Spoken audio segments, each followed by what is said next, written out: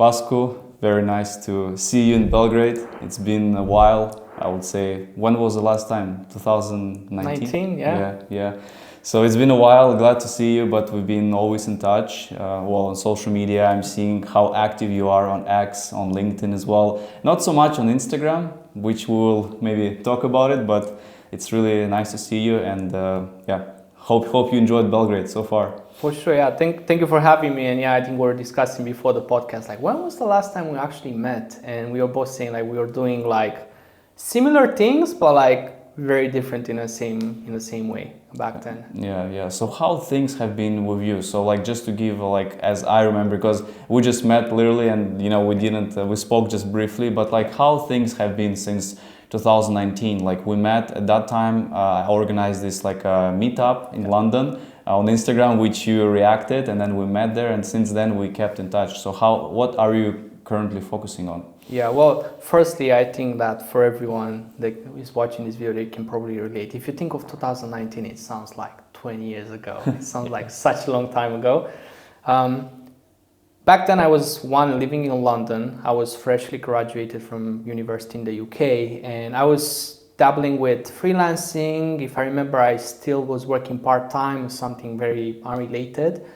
But I was a bit struggling. Like I was living in London, it was very expensive, and I was always looking for ways to like expand my knowledge. So like I think even with your event, I was like, I'm sure there's a lot of stuff that I can learn from this guy. And I remember like at that time you ran some ads or something. I was like, if this guy has been able to target me, that I'm interested in this, he probably knows a lot more than I do.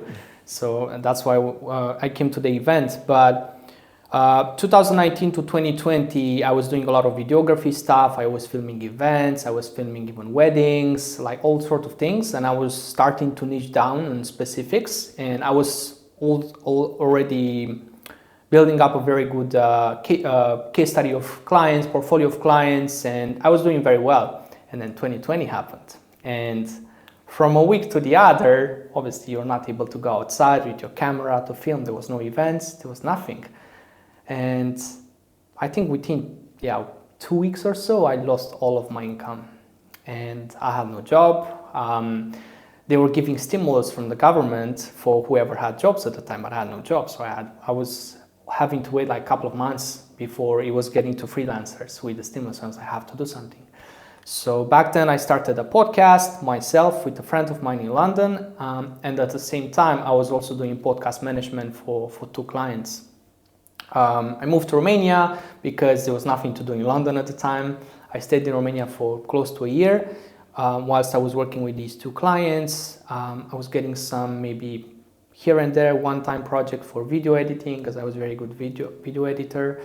But yeah, I was just dabbling, didn't know really what to do. Moved back to London, worked for this agency, one of the fastest growing London-based agencies at the time.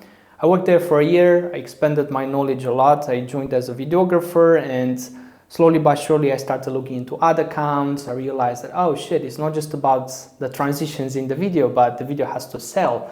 And you have to make sure that as an agency you're providing a service that makes people money, otherwise you're not relevant, people are not paying you, which is obviously, you know this better than anyone with Fiverr. Like whenever someone requires a service, they're happy to pay you, but you obviously have to make the money, otherwise it doesn't make sense transaction-wise. So I worked there for a year, and then I realized that I was not happy with working full-time. I was never the guy to stay in a job and like do as you are told in a way.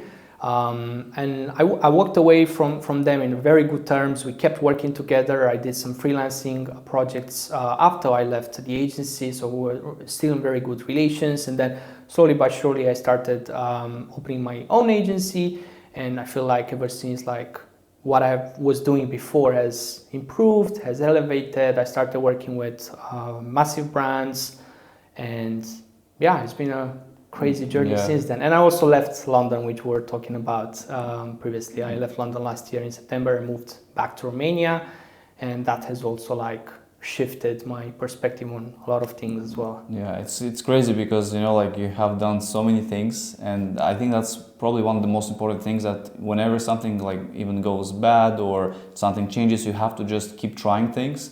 because I've seen you like on social media, you're like, you know, active there, like testing like different formats. So, and even like coming to this this event meetup, you know, like it was I feel like those when you do those offline things, that's where it can make the most outcome for you in the long term, because you never know, maybe not now, but maybe in a few years, like we met now, who knows.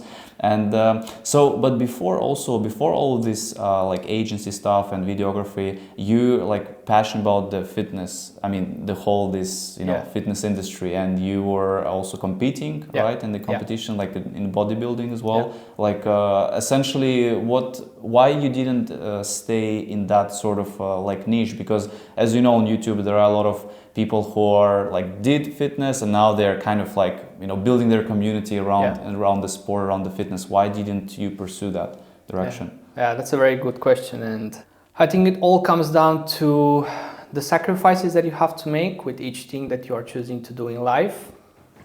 And at the time, when I left Romania, I was very into martial arts and kickboxing and fighting in general, but I was very small. I was the same size, but maybe like 60 kilos.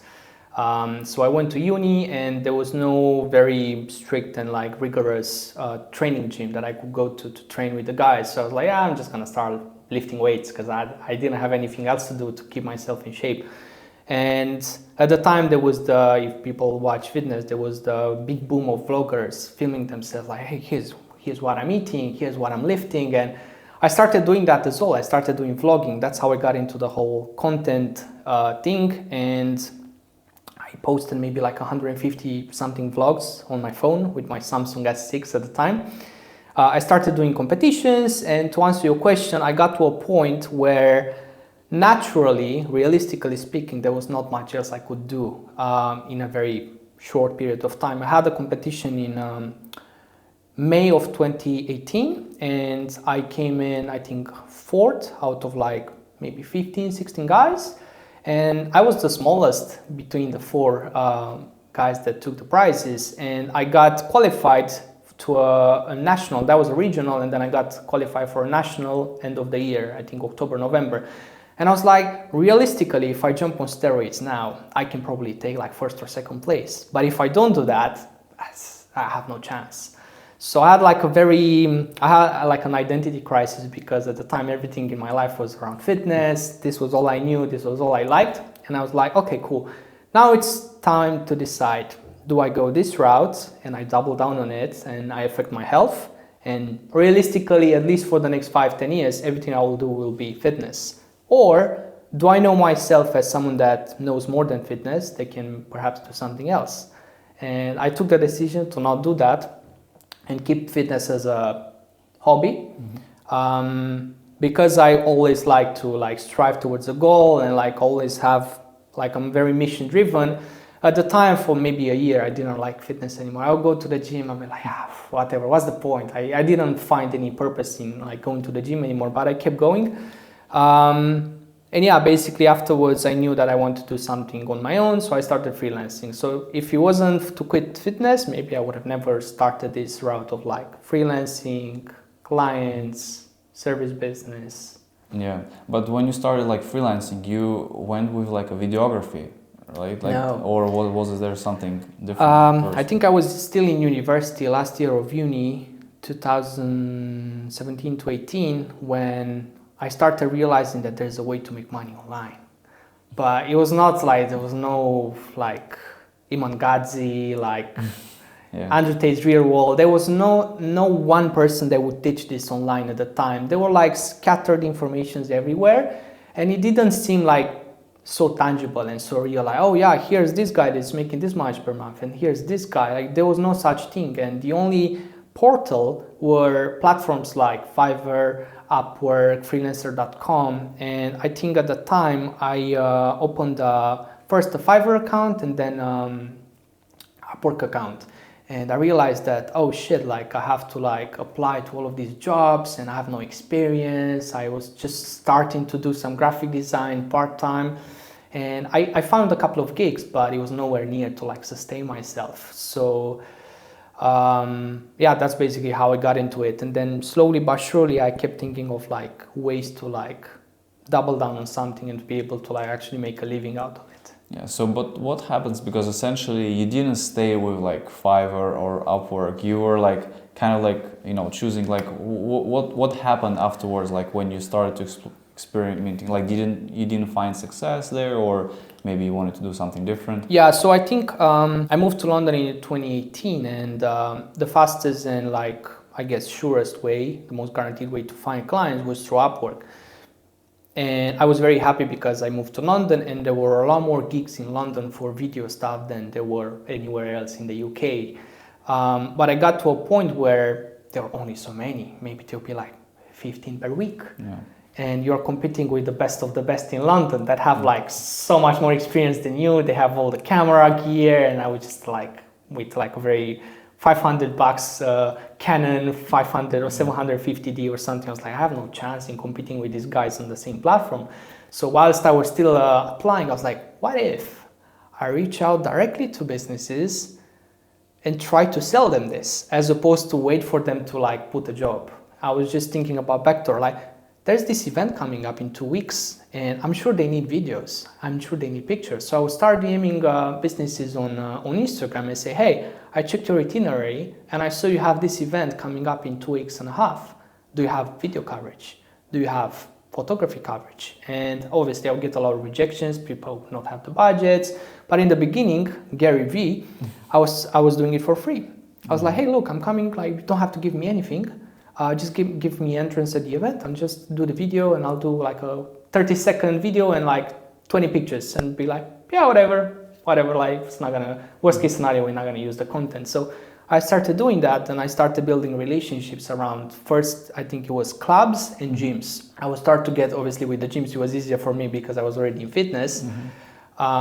And I would start to basically get clients that wanted to do fitness content, and then I would have DJs that were like, oh yeah, I'm playing this set in this club on Saturday night and I need someone to film it, and I'll go in the club and like film with the camera, and like, yeah, slowly but surely I basically been able to not have to like go to the platforms to look for the jobs, but rather I started to have a relatively big client pool, and every single month they would just come up, hey, let's do a video again. Or like, hey, I need this, or hey, I have this friend that needs this for their wedding. I was like, I never done weddings, but yeah, let's do it. And I started doing like everything really. So it looks like the local market was like the kind of your direction, your focus, and you just started to focus on that. What about like, how did you learn the skills, like, you know, videography, editing? Like, did you took some courses? Did you like, you know, how did it happen? How do you believe in yourself that you can do it? Yeah, so I think firstly, to go back a bit, when I started my YouTube channel, I used to watch a guy called Christian Guzman that now I think has like multiple companies, multiple brands around fitness. He has an apparel, he has his own gym in Texas, and he was very aspirational. He was a few, maybe 3 years older than me, and he was doing very well on YouTube at the time. So I was like, yeah, I'm just gonna take my phone and film myself. And then obviously you have so much footage in your phone, you're like, what the hell am I going to do with this footage? So I started watching YouTube videos to begin with, and then I started really enjoying the process of video editing. And I started spending, maybe when I was doing for clients, like even now when I look back, I'm like, I was so crazy. I always spent like 20 hours editing a 1-minute video, 20 hours, like 4 or 5 days back to back, like stay in my room and just edit like every single transition. I would do like different masks in the video. The client would probably not even notice these things at all. It was just in my head, like it needs to be perfect, the transitions, the music, the everything. And videography wise, like with the video camera, because it's a slightly different skill to be able to like set like interviews up and this. I'll tell you honestly, when I moved to London, I had maybe like 700-800 British pounds in my bank account, and I spent 500 buying a brand new camera. I was like, if I buy this camera, I have no other choice but to learn how to use it, because I'm gonna go broke. I cannot pay the rent otherwise. And the first client that I had, first ever, I literally took the camera out. I had no idea how to use it. I knew how to turn it on and put it in auto. And that's all I did. And then slowly but surely I was like, oh, maybe I need to like change the aperture, or maybe, oh shit, the sound was crap in this past project. I need to learn how to use the sound better and all of these things. So I basically learned by doing. I would have like times when clients would ask me something and I'll be like, oh yeah, I got it covered. I had no idea what they were talking about. And then I was very good at video editing, so sometimes I would be like, even if something is like off in the video itself, I will try to fix it in post-production. Yeah, but imagine now, like we live in a world where we don't need necessarily a camera. We can just use our phone, smartphone. I mean, if you have iPhone, maybe it's better. But actually, even Samsung camera is way better. Yeah. And you just plug in the DJI to someone's, because now as we see on Instagram, TikTok, everywhere, those like short interviews, all of these things, and businesses needs that, because that's the content that actually works. So, but it's fascinating that they started. But I think because it worked because you were passionate about it, right? Like you actually enjoy. It's not that you were thinking about, oh, I'm gonna be a millionaire by doing that. It's that you actually enjoyed this whole process. Let's talk a little bit about the London situation, because I think for people who are like thinking, oh, maybe I'm not from UK, US or other countries, and I want to go to London because that's where the people, businesses, opportunities, money.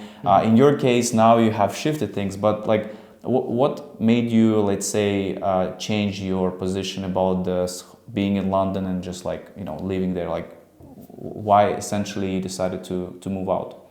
Yeah, very good question. I think for me in the beginning, the reason why I left my home country was basically I went on a mission archetype of the character that goes through like all trials and tribulations, builds a character, and then comes back home with a prize or with the skills or whatever. So for me, I feel like when I moved to the UK, it was something foundational.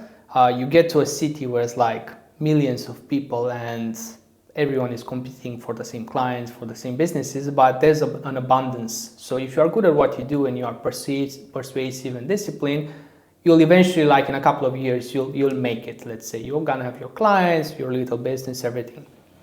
But for me, it got to the point where I started thinking a bit more long term of like, do I see myself as a British citizen, let's say, because I had the opportunity to apply for citizenship as well before I left, and I was like, I don't really like where the whole West is heading towards. Not to get too political, I don't really believe in the future of the country itself and the capital. And for what I'm doing, it doesn't really benefit me anymore, because I got to the point where I have my own personal brand. I'm able to find clients. I'm able to build connections online. So I don't really need to go to like networking events like I used to go in London.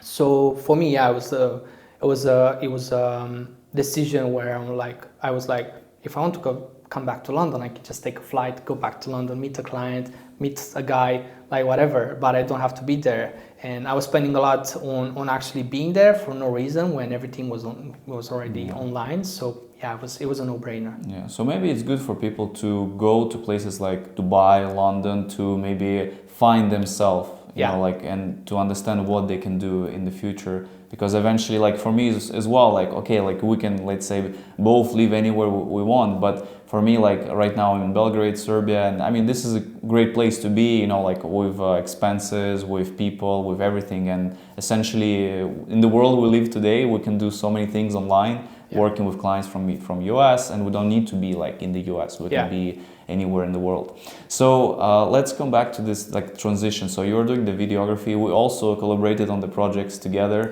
with Fiverr when they actually had an event for Stephen Bartley, which was really cool. Actually, I was not there because I was at the New York Stock Exchange, but yeah, you were amazing, and thanks for for working in that direction. Essentially, I remember, like you said, COVID happened, the video stopped, right? So clients stopped. So because now you're doing something like different, so essentially how did you were able to recover and find the space, and what are you currently focusing on? Quick question. I think it all comes down to adaptability and being able to, like, in the moment, obviously when COVID happened, I knew for a fact that I was living in London with my best friend, and we literally sat in a room with nothing to do, barely any money, and we were like, there's something we have to do right now that in a couple of years we're gonna think of that period and be like, shit, we should have done that thing. So for us at the time, I started a podcast, which was really great to interview people and get to know a lot of people. But for myself personally, I realized that the same way I transition from fitness to videography, I can transition from videography to like something that is video related, but not necessarily having to be somewhere with the camera, because I realized that COVID happened. I was in London and I was not benefiting whatsoever for being in London. Yeah. And I was like, whatever I'm doing next, I want to be having the location freedom and not have to be in London to film or be in New York to like do an interview with someone. As much as I liked it at the time. So that was the first date. And one thing that I heard from a guy that I work with, and I know I think it's from Carl Jung, is the moment sorry, how was it?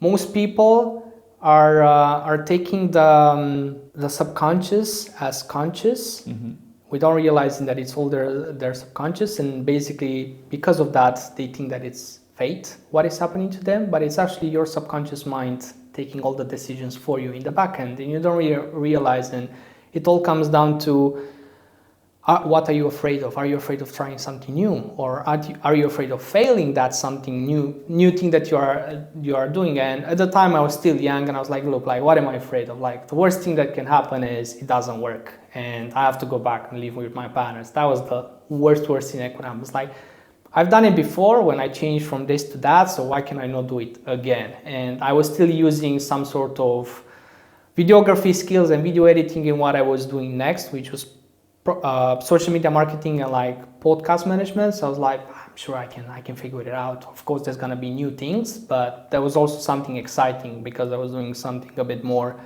towards the business side of things, where you could scale it. You will not be tied to like one person with one camera filming an event and then having to edit. So I was like, okay, I see future in this. Like maybe I can hire people afterwards, and yeah, it was a natural flow. Yeah. And essentially now you're just focusing on the agency. You're mainly helping D2C brands scale, was it the paid advertising or in that direction? And essentially how, like when you transition to that, how you were able to find the clients for that? So how essentially, like, is it the cold outreach? Is it, you know, what was the secret sauce there? Yeah, there was no secret sauce. It was a lot of grit and a lot of trial and error. I think besides paid ads, I've tried everything. I used to have like maybe 10, 12 email addresses and sell cold emails, like hundreds per day. And I was booking a realistically good amount of calls, but I never had great success with like closing deals from the back of cold email alone. But the foundational part, again, going back to how I started, was platforms like Upwork. I went to Upwork and I started seeing what people were looking for with regards to D2C. I knew that I wanted to go into this direction, so I started to see that people are looking for help with their ads from a creative standpoint. I was like, well, I know how to do good content, so I mean, this gotta be a good merge of my skills and what these people need. So I started looking on Upwork, and one thing started coming up. It was creative strategist, which right now in 2025, creative strategist is a big role in the US and also in the UK and even in Eastern Europe. In Romania, I started seeing a lot of creative strategists. But when I got into this in 2023, I think it was it? No, 2022 actually. It was not a role. It was something new. Not many people knew about it. So because I used to work in the agency prior, I had some sort of understanding of media buying, of how paid advertising works, plus tied back with my content skills. I was like, I think I can make this work. So I started working first with a friend of mine from Romania that had his own agency and needed help with the ad side. And then afterwards with one client and friend of mine who I'm still working with to this day from the States, who also was running his agency, and he needed extra help with the whole strategy behind the ads. And yeah, that's basically how I transitioned into it. And it's still like now, almost 3 years later, I still feel like there's so much to learn. Yeah. But yeah. And the people who are also watching, listening now, because mostly with my audience, people are familiar with Fiverr, Upwork, but you are doing things like directly, you know, and every Fiverr seller, I think Upwork seller, they're like, they want this because they are dependent on the platform. I mean, like we chatted, Fiverr, Upwork can be great. I mean, the same for me, it's bringing a lot of traffic, but we are all on that platform. So anything that Fiverr, Upwork decides with our account, if they ban us, that's it. The business is shut down. So in your case, just let's talk about your funnel, like right now. How are you currently getting clients? Because when I check your agency website, you have this like a nice landing page, probably made like in Framer or something like that, where people use now, and it's just video of you, right? Like going over, explaining things, information, and then booking call, right? Yeah. How are you like driving traffic right now to that landing page? Do you do some ads yourself, or is it just referrals, or how does it work? In order to answer, I'll go back to like your initial point with like coming out of the platforms. I think a big difference between you and probably a lot of other sellers on Fiverr is the fact that you have your personal brand, you're building this, and sooner or later it's going to get to a point where you start getting, probably already getting like a lot of inbound and a lot of interest just through your personal brand alone. So as much as this platform is still beneficial to you, you don't necessarily depend on it. So if they were to close tomorrow or something bad would happen with them, you'd be like, oh, well, that's very unfortunate, very bad, but I still have this own thing.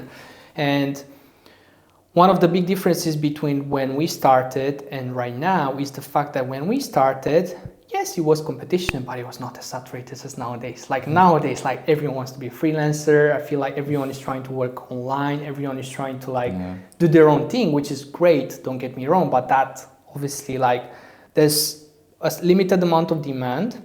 And then there's like infinite supply, like everyone is like doing the same service, same. And I think the biggest differentiator even now, and especially in the next couple of years with AI advancing, is going to be like, who's this person? If I Google their name, who are they? What do I find? And if I only find their Upwork, I mean, okay, they might be good at what they're doing, but they are not an authority. But if you find their YouTube, if you find podcasts like this, if you find a lot of information about that one person, it already qualifies them of like, okay, this person knows what they are doing, I can trust them. So to answer your question, but back to my funnel, throughout working and doing a lot of things with multiple clients, I realized that the most important thing is like what Gary Vee says, we are living in an attention economy. So you have to have certain tools or capital to be able to grab attention and drive it to your own landing page, drive it to your own offer, and then obviously afterwards on the back end either close them on sales calls, or you have like an intro product that you are selling and you're getting them into like an email nurturing flow. So you have to have that as a freelancer and as a service provider, because that thing works 24/7 for you. Like right now, it could be here in Belgrade and someone could be looking at my landing page and be like, okay, this is interesting, let me book a call. And I don't necessarily have to be sending DMs to people or like being on Upwork looking for jobs. That thing is doing the work for me. But to add to that, you need the attention. You need to grab eyeballs. So for me, what is working right now is LinkedIn. Twitter has been great last year, but this year I don't know what happened.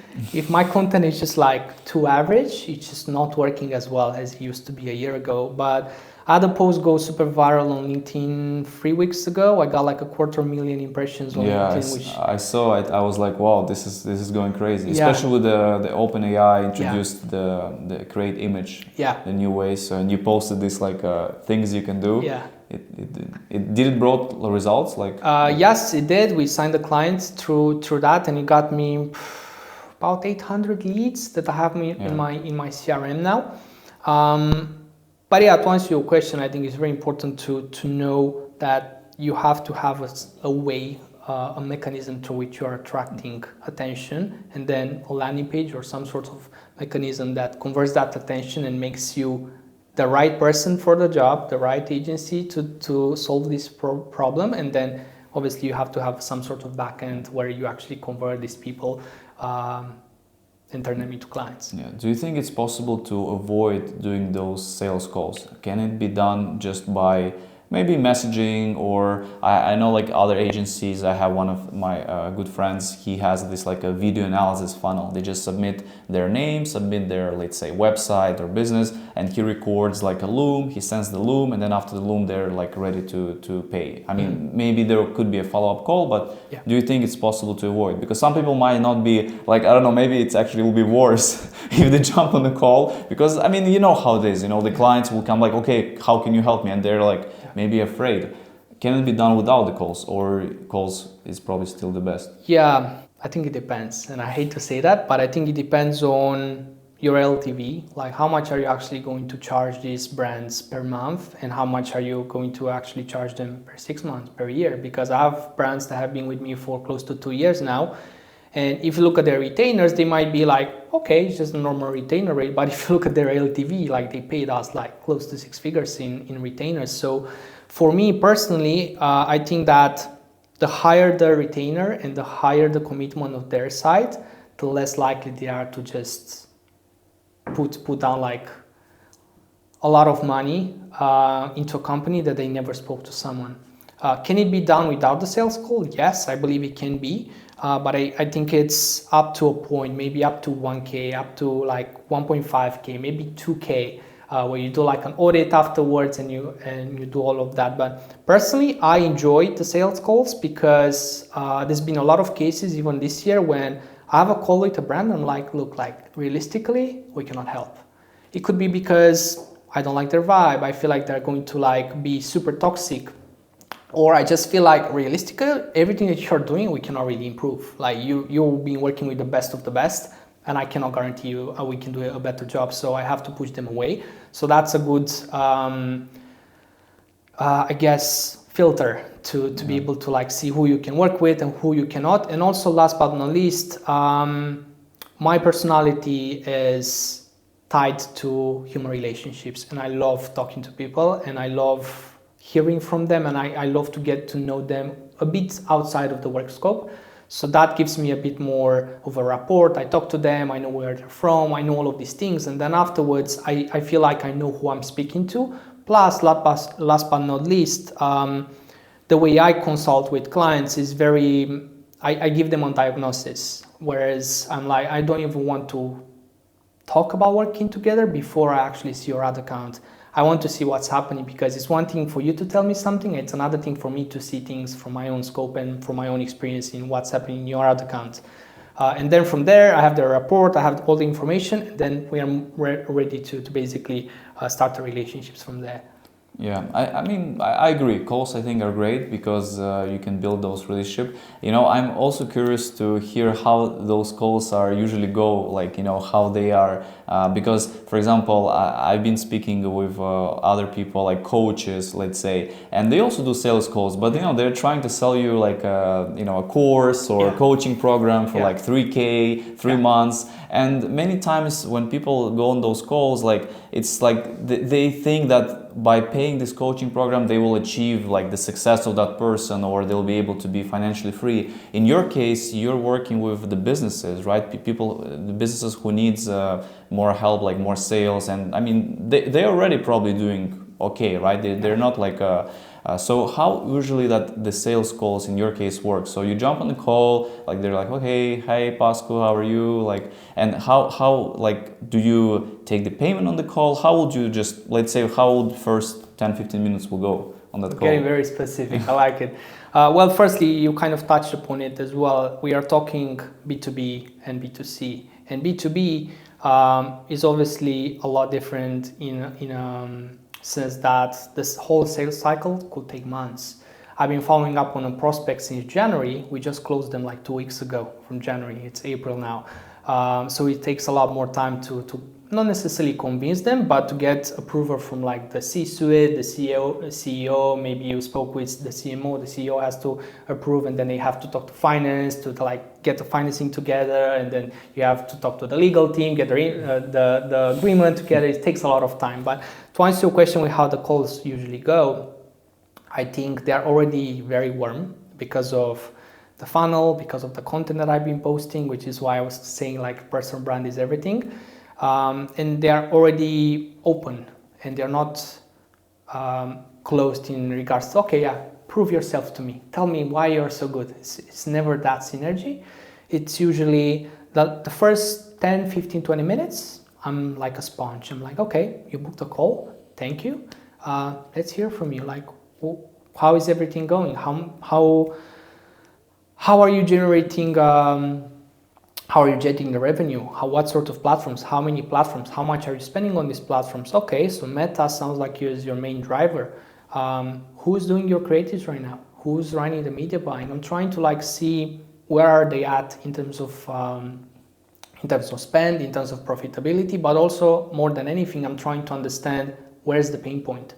Is the pain point the fact that they've been working with an agency that is not so good, or is the pain point the fact that they are doing everything in-house, and although it's great, they touch the ceiling where whenever they're getting up to this level, it's impossible for them to scale forward because they maybe don't have the expertise, they don't have the capacity to have more video editors or graphic designers or whatnot. So usually that's the first part of the call, and then I'm obviously doing a recap, which I've learned from a sales coach, and I usually go something along the lines of, okay, thank you for sharing. I have my notes always, like I'm taking notes, although I have the AI transcribing everything, I'm also taking my own notes. I'm like, okay, Jonathan, so from your side, it sounds like you're doing this much per month. You've been doing this and this. This has been working for you, but this, however, is not really working for you. Have I missed anything? And that's usually when I check if there's something important I have not mentioned. Maybe, oh yeah, we have a partner that is like leaving the company or something very important. And then usually they're like, no, that's spot on. I was like, okay, cool. Look, I think we can help, but before anything, I will need access to your ad account. And usually like we have to sign an NDA as an agency, and I basically ask view access to their ad account to see, okay, how much have they been spending per month? Is it exactly how much they were saying they've been spending? Is the performance exactly as they were saying? Maybe I see things that they were not able to see, and that's more often the case. And then that's the first call. Usually they try to push like, okay, how much is this going to be? And I'm like, look, like, I don't even know we actually can help you yet, because maybe we are not good enough for you, or maybe you're not spending enough. Again, one of the thresholds for us to be able to work with a D2C brand is they have to be spending at least 30K per month on Meta, because if they're not spending that much, our service doesn't really make sense. They don't need it. And when they push, I'm like, look, like, I need to make sure we can actually work with you. Worst case scenario, I give them a range. It could be like from this up to this. And then I ask them for access. They usually give access straight away. And I'm like, okay, cool, I'll do an audit. And I usually do audits only for the brands that I know for a fact that they will be a good fit, because the audits take a lot of time and I still do them myself. I do an audit, and then after the audit, it's usually a second call. We discuss the audit. They're usually like blown away, being humble. They're blown away. They're like, okay, this was very great. We shared it internally. I think like what you're pointing out is very useful. How can we move forward? And that's when the proposals. Do you when you send an audit, do you already know the price? Like you tell them the price as well? No, usually no. So after the audit, let's say you have a call, they're happy, and they say like how much, and then do you say that on the call, or do you send them like I'm gonna send you the options we have? I hate that. No, it's always on the call, and as much as possible, I want for them to say yes or no. I don't like to be like, I don't like for them to end the call with like, okay, we'll think about it, or like, okay, let me speak to my partner. It's always like I make sure in the beginning of the conversation we are very clear that I'm not here to waste their time, and they're not here to waste my time. So by the end of the call, we need to make sure that maybe this is not a good fit for them or for me, and it's fine, we shake hands and we move forward. Maybe I refer them someone else that could benefit them more than I could. Or if it's a good fit, we try to make it work. Either it's a payment plan, or if they maybe need to see more case studies, or like believing in my service and whatnot. And usually like straight after the call, I send them the payment link, I send them the agreement, and depending on how large the company is, like within a day, 2 days, 3 days, 4 days they get everything sorted. We have a kickoff call, and that's when we set up the scope of work and everything moving forward. Yeah, and what would you say? I mean, this is all amazing, and I think the value is there's so much value here because not many people maybe go in that details, because we always see like a nice funnel, book a call, all these questions, and then we don't know what's actually happening on that call. So that's probably going to be already a $500 course right here, like the information, the value, or even more.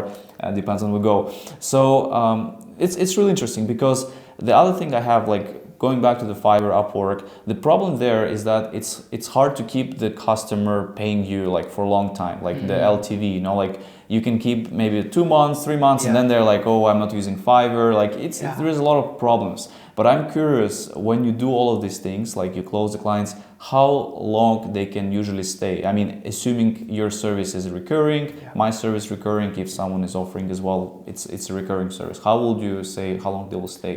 Yeah, I think right now, with all the brands that we've been working with, probably the average is 9 to 10 months. Wow. Yeah, and I take pride in that, and it's one of the reasons why I'm never trying to like sign too many clients at a time. It's happened in the past, last year, when we signed some massive brands, and I spread myself too thin, and I was trying to do hiring, and I was trying to do that. I was also traveling to Dubai, and although they were happy, and we are still in like good terms with them, I don't feel like we delivered on our promises personally, and I don't want for that to happen ever again. And yeah, that's probably one of the things that differentiates me and my agency from a lot of other vendors and a lot of other agencies. Instead of trying to like go from like this much to this much in like 2 months and then lose half of the clients and go back to this and then find other clients, I would much rather try to work with fewer clients. And actually one of the clients that we work on, the brand, we've been working with them for 2 years, and it's incredible, and it takes I take a lot of satisfaction out of the relationship, seeing them from making like 20 to 30k revenue to 10xing that and making 300k, 350k, and yeah, it just takes a lot of satisfaction out of the relationship, and they're happy and they bring you referrals. And of course, like when you've been with them for so long and they've been so successful throughout your relationship, they want to stay with you. There's no reason why they would change you if everything has been good so far. Yeah, and I mean it's amazing, like, because I even ask you, like, do you need to work, because you're now in Belgrade? You're like, no, I'm good, I think. And probably for everyone who is like hearing, like, well, what the heck, because like, let's say if you're on Fiverr and you have these messages every day, you have this like operation. Of course, you can have your team members, you can have all of this stuff, but still, like, because I remember during the 2020 period where I quit Fiverr, I was working with clients directly. I mean, it's been enjoyable. Like, you have those clients, you're delivering, they're on subscription, and you don't really need to talk to them because you're just delivering the service and they're happy. And with your case as well, that proves that don't be just attached to like something like Fiverr without looking at the other options that you, for example, are doing.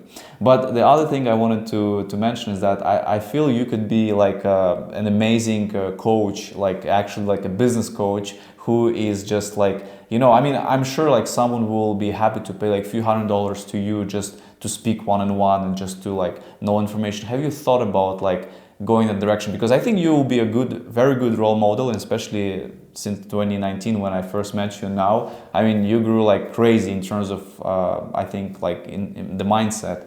What do you think? Do you want to go in that direction, like coaching, helping people finding their thing, setting this down, or you prefer to stay with clients?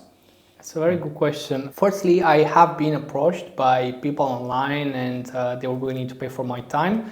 And although I don't have that as a package, or I don't really focus on that, the experience so far has been great. I had a guy fly from Germany. We met in London. We had like a 2-3 hour conversation at the table in a cafe. I showed him my systems. I helped him. He was running an e-com brand, and he was very happy with the experience. I was very happy, not necessarily for like, oh yeah, I made this much extra, but rather like, oh, I helped this guy. Now we are friends. Like, I'm happy to check on him ever so often on Instagram. Hey, bro, how is it going with the CPMs in Germany? How are you spending? How much are you spending on the ads now, and all of this? And to answer your question, I think there's a big stigma, and I have a lot of pushback towards anything that has to do with coaching, anything that has to do with like selling information, mainly because realistically we can agree that all the information is already available. You have to just look for it, or you can use the search function in GPT and just tell him, hey bro, I'm looking for this and this and this. Find it for me, or do deep research and he finds all the information. But at the same time, I think people need what you were saying, like, don't know if I want to consider myself a role model, but rather a model of, okay, I like the direction that this guy is going towards. I like his journey so far. I would like to model his success in a sense that he went from this to this to this. So I'm going to try to take more or less the same journey, not necessarily to take a shortcut, as all of these programs are advertised as, oh, do 10K in 90 days, and we all know that's garbage. But rather, okay, this is the model. I know that I have to stay within these lines and not have to like go from this to this to this to back here to back here to back here to back here to 7 years later finally find the North Star. But rather, I know that this is the course, and I'll basically be disciplined and do everything this person is telling me. But at the same time, it's a very interesting thing because you're kind of putting everyone in a box. And I would be happy to be a coach and like sell info, so long as I would be very, very particular with who we target and make sure that these people, 95% of them are the perfect fit for this program, as opposed to like, oh yeah, you have 20 years old and 3K. Here's like how you get rich and how you make this whole life for yourself. So I would much rather prefer to, instead of like having, I don't know, like 300 sales, have 80 sales or 100 sales with people that have actual specific tangible expertise and experience in that area and field, and they are interested to go in that direction, as opposed to like, you've never done marketing in your life, you have no idea of what direct response copywriting means, but you want to start a marketing agency. Like, okay bro, like you and other tens of thousands of people, and that's whole thing I don't really like of. But yeah, to answer your question, like clearly it is something that I am actively thinking about and looking to build in the next, I would say year, 2 years. But it's just that I'm trying to make sure that as much as possible is like with good intentions and good values behind, and I'm actually looking to basically help people as opposed to like make a quick 50K and then like go completely blind in that direction. No one hears about me ever again. Maybe it can be like something offline, like maybe it can be a group mastermind, you know, like you can host it like, I don't know, 2 times a year, but you just attract the people that really like you want to work and help, and you gather somewhere together, maybe rent a house or somewhere. And I mean, that's what I see can be also, because not necessarily, let's say, even the information you say, but just being with you right there and being with the people who are also maybe similar. Because, you know, it's like I did this meetup like in London. It was just from my head. I was like, okay, let's try it out. And you see, like, we just met and it was like a free, I just gave some speech about like Instagram and stuff. And there were like, you know, maybe 20 people came. So it was like a small, but like a warm. And then with some people we stayed in touch, like with you, we did some projects. So maybe even that like offline gathering can be very, very interesting, because I mean, it still can be a very big business. Essentially, you can host more masterminds, different countries, different places. Of course, logistics and everything offline is always different, but maybe the value can be much bigger than just having the course. So yeah, I think more value comes, as you said, out of spending time with these people, because if you are doing something at a certain level, it already kind of means that you're in good physical shape, you have a good sleep routine, you have good habits, therefore you're not like spending nights in the club and popping bottles. You have a good set of values. So yeah, I think whenever you are aligning yourself with these certain people, as much as yes, you are getting the knowledge and like this is the know-how, the tactic, the funnel, the latest thing, you're also getting to know them and understand how they're operating, and I think that's probably more valuable. So yeah, I'll definitely take it into consideration, and we'll see where it's. Maybe we'll collaborate on some things. Why not? Who knows? Because we're relatively close by here in Romania now. So it's, and I feel this market here, there are so many people who are super talented, super hardworking, but they are just Agreed. behind the scenes. Agreed. They're not in front, you know. So I feel like this, because the US is already hyped enough, you know. You have like Dan Flashman, you know, like all these guys hosting events, and maybe there's a lot of money there. But I feel like Europe is just, you know, people are more, they're maybe more afraid, or I don't know, shy, or just don't feel they want to put themselves in front. But they're a lot more humble, but they're a lot more talented. I agree. There are even like in Serbia, so many talented people, but they just don't like, oh, I don't like to be this like a flashy, like you make this. But then if someone tries to organize, they are happy to gather together and see. So yeah, we can chat about it and see. So going towards the conclusion. So because as I hope like we all learn and understand that the social media and, you know, the traffic comes from the social media. Even for you, for example, now you're pushing the personal brand, X, LinkedIn, you're getting clients from that. So it's, you know, if you hate social media love, I mean, you still need to be there to get traffic. What would you say, like, let's say if someone just thinking about, okay, I need to grow my social media, where they should go first? Like, is it the YouTube? Is it LinkedIn? Is it X or Instagram? Like, where would you suggest for someone to just like, okay, 2025, we're still here. Let's take social media seriously. Where should I go? Which platform should I pick? I think before being able to answer that, you should be able to have a good understanding and path of what is it that you actually want to do.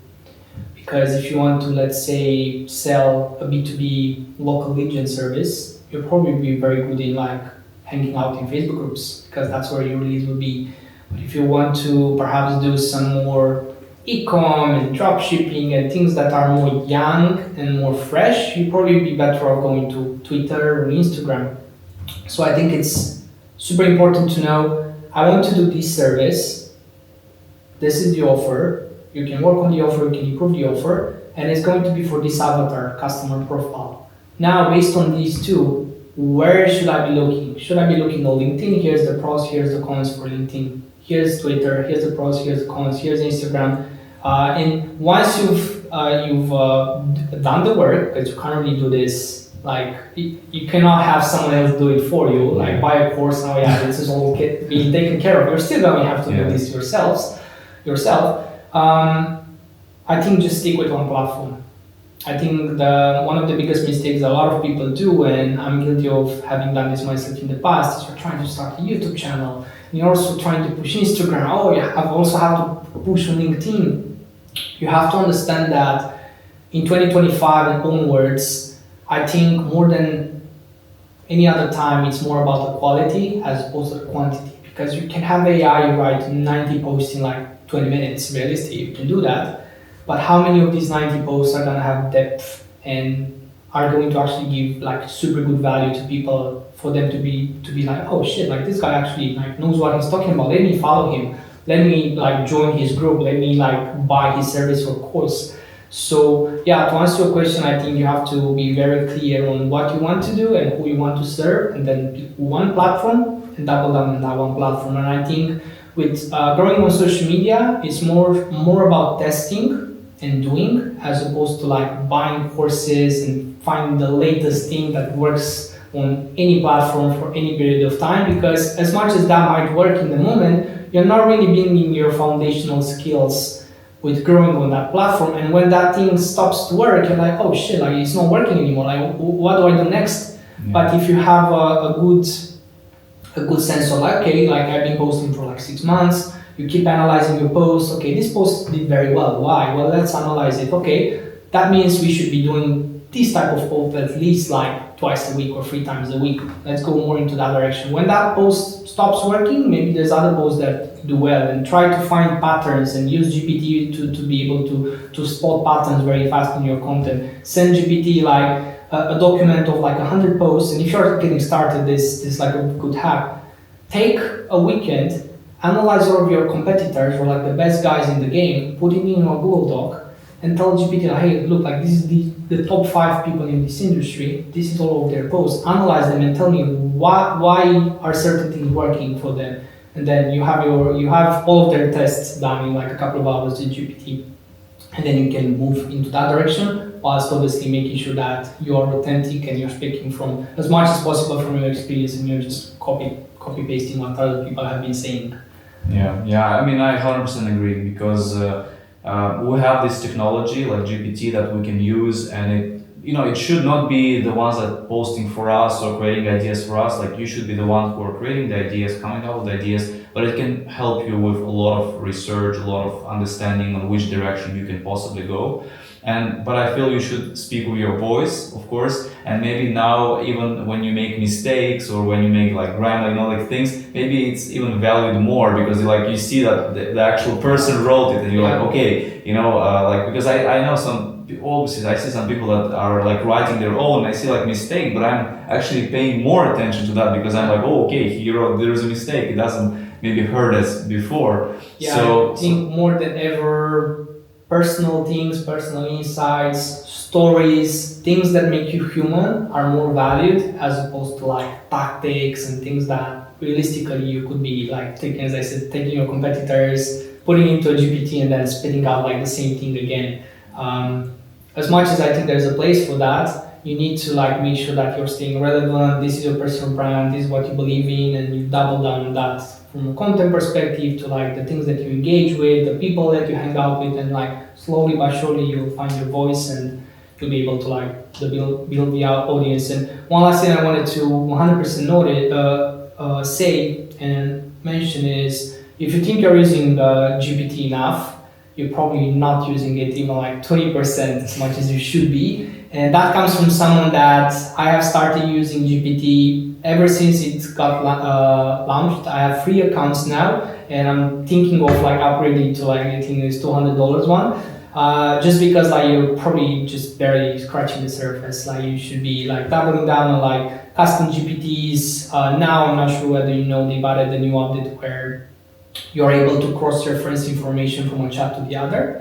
And you can test that going to your GPT and ask your GPT, who am I? And it's going to like give you all the information that it already has on you. Oh yeah, you're Pascu, you're running this agency, so it's creative, you're serving these people, you have these problems, you like fitness, you take supplements, like it literally, it's scary how accurate it is.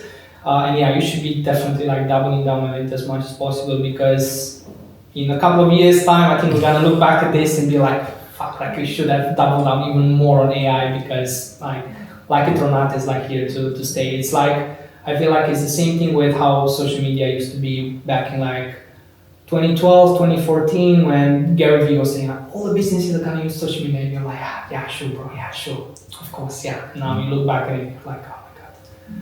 Yeah, no, I 100% agree, and I'm sure a lot of people are not maybe using enough, as you said, because me personally, I'm also thinking like I could have used it more and I should like explore more, but we obviously use it as well as an agency, coming up with ideas, even with this creation of images, like it brought crazy results. Like we created content for clients in Canva, everything is like looks nice, but the client was like, oh, I want something more like a life from like somewhere on the sand, like on the beach or there, and we started to really like use this creation of like using their product and like putting there, but like really spending time on that, and it came up with amazing results, and the client was like, wow, you guys did it. Because most of the time, like even the clients we have, like they're probably going to be even using less the GPT than us, like the service providers, because they just don't have time, they just don't want, and they're usually like maybe older than us, so they're like, for them this is something that is like, okay, they might use just ChatGPT for fixed grammar or something like that, but not for these kind of things. So it's huge opportunity. Yeah, 100%. Yeah, Pascu, I think it was great chat, and I'm gonna leave the socials where people can contact you the best. Is it the LinkedIn? Is it the X, Twitter? I would say best place is definitely LinkedIn, or just email me. Yeah, sounds good. So we'll leave a link to the LinkedIn, to the X as well. Hopefully things will be better for you this year, and thank you so much. Thank you.